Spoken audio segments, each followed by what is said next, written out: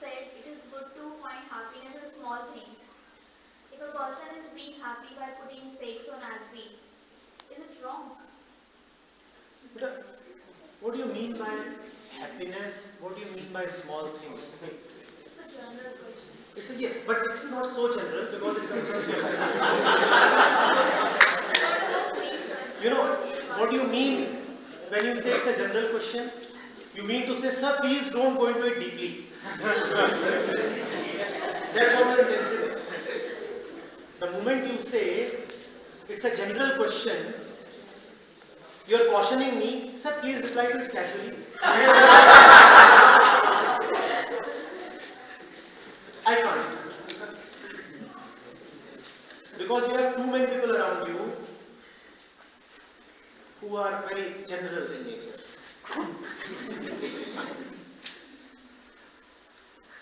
Let's understand this. What is it that will give me happiness? She says, if I get happiness in some small things like putting up a pig, if I get happiness in all these trivial things like putting up a pig or hearing a nice word from somebody's mouth, what's wrong with it? Let's understand this. What is it that gives me happiness? Alright, what is it that will give a terrorist happiness? What will give happiness to a person who is drunk or half drunk? If he gets more to drink. India and Pakistan are playing and their cricket team will be touring soon. As Indians, what will give you happiness? Don't you see what gives you happiness? Your happiness is not yours. Your happiness is determined by your identity. You are an Indian and you aren't an Indian. You didn't choose to be an Indian. Anybody who applied to be born in this way?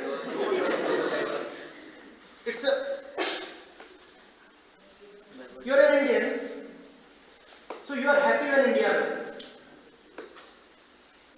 And that side of the border, they are happy when? So is your happiness yours? You are a male and you didn't choose to be a male. You are happy when you see a girl. And you are a female and you didn't choose to be a female and you are very happy when you see a no.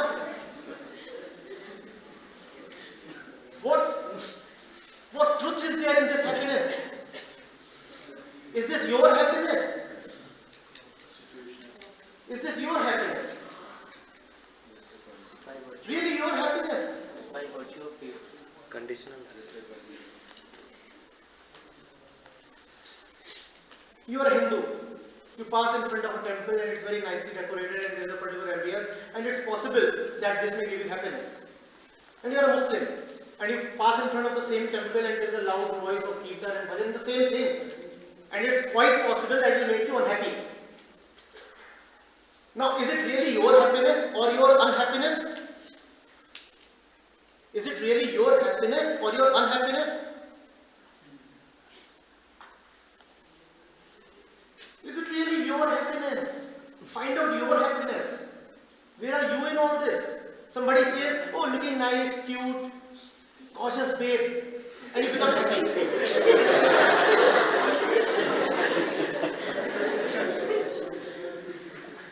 Baby, find out your happiness.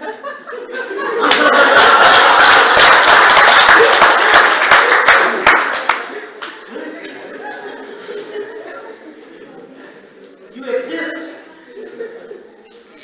You exist. You are all intelligent. You need not be dependent upon others to tell. But even your code of happiness has been prescribed by others. When happy, do one of the following. 1. Get drunk. 2. Dance like a loafer. 3. Abuse. 4. Visit a mall and buy something. 5. Stuff yourself up with either food or whatever you can lay your hands on. Even how to celebrate has been predetermined by others. And even when to celebrate define happiness as being predetermined. Anniversary, birthday, New Year, Diwali. Where are you in any of this? Where are you in any of this? Yeah. Then everywhere, it's everything connected to me, then I'm everywhere. How are you? Where are you? I am determining your happiness. A slave, wait. A slave is told to be happy by his master. Now, is the happiness, can the slave rightfully call the happiness to be his happiness? You are told to be happy when 31st December arrives. You have been trained to be happy when your birthday arrives. You have been trained to be happy when X and Y happen. How is it possible that everyone becomes cumulatively happy on a particular evening? But that stupidity we are about to see very soon in 2 weeks' time. One particular evening, all of you will erupt. We are all happy. And why are you happy? It's 31st December. Where are you in this? Dates keep changing on their own. You haven't done anything. You really haven't applied any torque to the wheel of time. Sir, so in my view, if a person is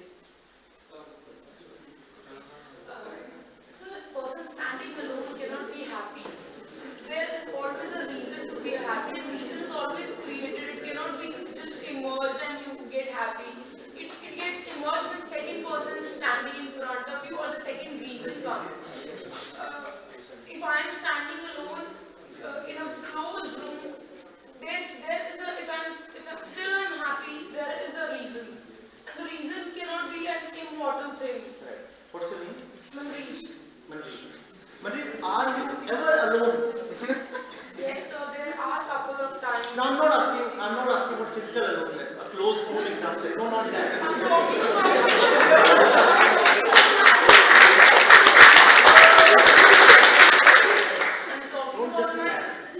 talking about my own loneliness.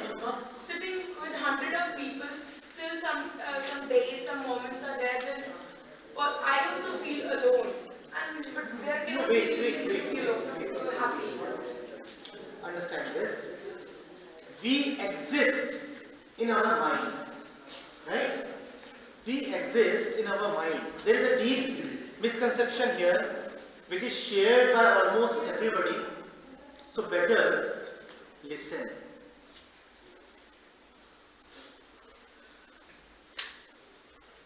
We exist in our mind. Just because there is nobody around you, you do not become alone. Because the mind is never alone. You may be in a closed room or on a secluded peak of the Himalayas. You are never alone. You carry your entire world inside your mind. You are never alone. First of all. Most of us have never experienced this quality of being totally oneself, aloneness. We have never experienced it. Our mind is always crowded by others. They are always encroaching upon it. Any thought in the mind is an encroachment by the other into my space. Is this mind ever devoid of thought? Till the time there is activity going on here, you are not alone. You are not alone. We do not know aloneness. And only in that aloneness, only in that sense of being sufficient and complete, can there be any joy. When you say that happiness depends on being with the other person, I take you back to probably the first question that was asked. Communication. Can you really be with anybody else when you have no understanding of who you are? Can you really, you see, 5 people are asleep and they are all lying next to each other. One here, one there, one there, one there, one there. Can they claim to be with each other? 5 people are lying next to each other asleep. Can they claim to be with each other? You can be with each other only when you are intelligent, only when you understand. And you can understand only when you are alone. And that's a bit of paradox now for you. To be with someone, you have to be complete in yourself. We do not do that. We go to others out of our loneliness. We go to the others because we feel so incomplete without others. We are terrified. Most of us cannot bear to remain with ourselves for any period of time. We pick up our mobile phones and start calling. कि नहीं यार खाली बैठा था सोचा तुझसे बात कर लो. खाली बैठा था सोचा तुझसे बात कर लो. Now this kind of relationship, when it exists, is a parasitic relationship. If I am, sir, I have not finished speaking, and if you aren't listening to this, you can't ask the next question. And if your mind is filled with the question that you want to ask, then you can't listen. So you aren't listening. So you can't ask the next question. Go on.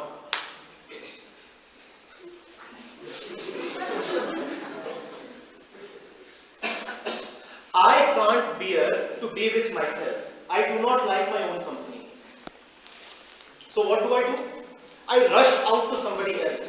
मेरी जिंदगी बड़ी वीरान है, सुनसान है, तू मेरी जिंदगी में आ जा. I don't like my own company. I can't bear to be with myself. How can the other person bear to be with myself? मैं खुद अपने साथ नहीं रह सकता, दूसरा मेरे साथ कैसे रह सकता है? और मैं दूसरे के पास जाता ही इसीलिए हूं क्योंकि मैं खुद अपने आप को बड़ा आधा अधूरा महसूस करता हूं. हम आधे थे, तुम मिलो तो हम पूरे हो जाए.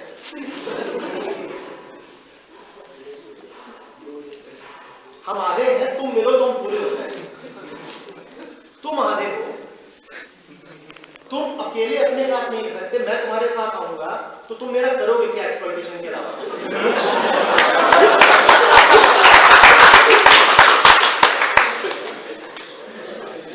But then our happiness depends on the other. What you are saying is my happiness depends on the exploitation of the other. Let the other beware. Let the other run away for his dear life. If the other has any sense, he will not go near a person who is not happy with himself.